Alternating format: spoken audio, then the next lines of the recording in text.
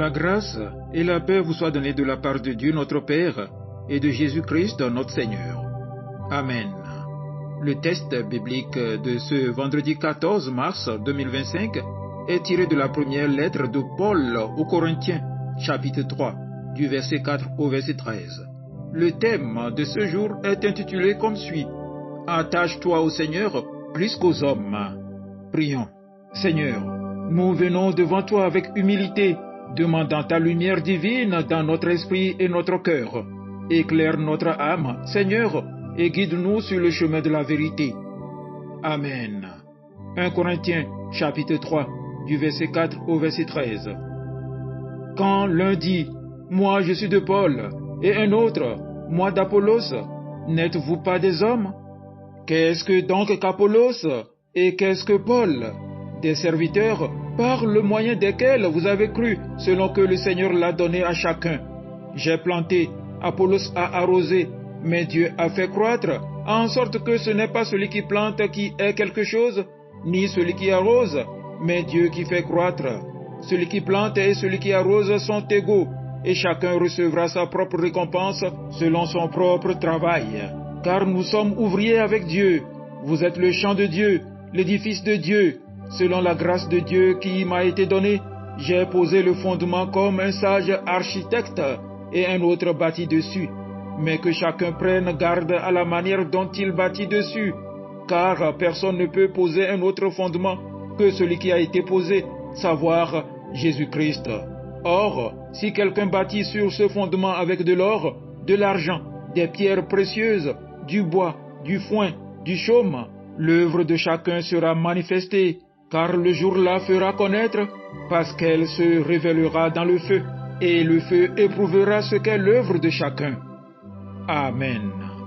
Chers frères et sœurs, ce passage de 1 Corinthiens chapitre 3 nous invite à porter un regard profond sur l'attachement que nous avons envers les hommes et à nous interroger sur nos priorités spirituelles. Paul, dans son épître, nous rappelle que l'Église ne doit pas se diviser à cause d'hommes, peu importe leur rôle ou leur influence.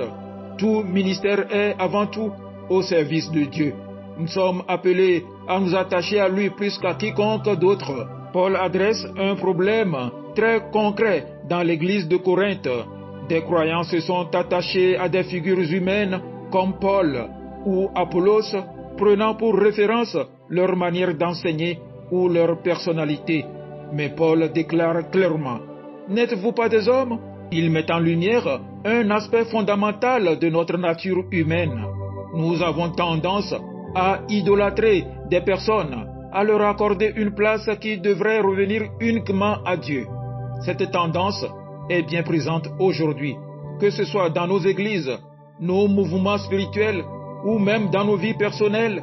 Il est facile de se laisser séduire par un leader charismatique, un prédicateur talentueux ou une figure que l'on admire profondément. Cependant, l'attachement excessif à des hommes peut entraîner une dépendance spirituelle malsaine et une déviation de l'adoration qui devrait être réservée à Dieu seul.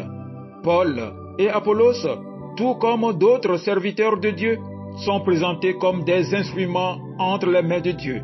J'ai planté, Apollos a arrosé, mais Dieu a donné l'augmentation.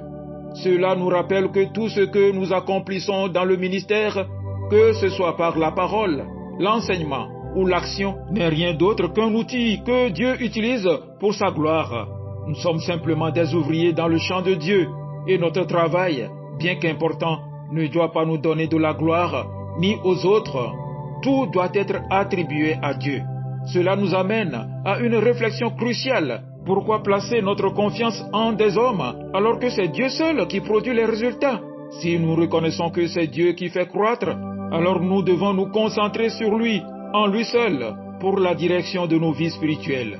Paul poursuit en nous rappelant que personne ne peut poser un autre fondement que celui qui a été posé, qui est Jésus-Christ.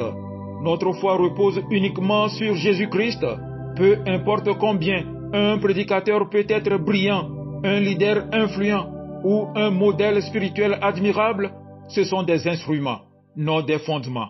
Jésus est celui sur qui repose toute notre vie chrétienne. Il est notre rocher, notre salut, notre modèle à suivre. Tout ce que nous recevons de Dieu, qu'il s'agisse de sagesse, de guérison, de grâce ou d'inspiration, nous vient de Jésus-Christ et non de l'homme. Se focaliser sur Jésus comme fondement de notre foi, c'est reconnaître que notre vie spirituelle ne doit pas être centrée sur les succès ou les échecs d'un homme, mais sur la solidité du Christ. Lui seul est celui sur qui nous devons nous appuyer. C'est lui qui nous soutient dans les moments de doute, dans les épreuves et dans la joie. Si notre foi est centrée sur lui, nous serons capables de traverser les difficultés sans nous laisser ébranler par les vicissitudes humaines. Enfin, Paul mentionne que chaque ouvrier recevra sa récompense selon son travail. Nous sommes appelés à être fidèles dans le service que Dieu nous confie, en gardant toujours à l'esprit que notre récompense ne vient pas de l'homme, mais de Dieu. Les leaders, comme ceux qui suivent, doivent tous être jugés par le Seigneur et non par les hommes. Notre attachement à Dieu et notre fidélité à son œuvre sont les éléments qui compteront devant lui. Peu importe le prestige que nous avons parmi les hommes, c'est devant Dieu que nous rendrons des comptes. Mes frères, mes sœurs, le message de ce passage est simple, mais d'une grande profondeur. Attache-toi au Seigneur plus qu'aux hommes. Nous devons garder notre regard tourné vers Dieu et non vers des hommes, aussi dignes de respect soient-ils. Ceux qui nous enseignent, qui nous dirigent ou qui nous soutiennent dans la foi sont des instruments entre les mains de Dieu, mais ce sont eux aussi qui doivent se rappeler que c'est Dieu seul qui donne la croissance. Que nos vies soient fondées sur Jésus-Christ et que notre engagement spirituel ne soit pas dérouté par l'influence des hommes. Rendons gloire à Dieu seul, qui est notre source et notre fin, notre guide et notre récompense. Amen. Agréable journée à vous tous.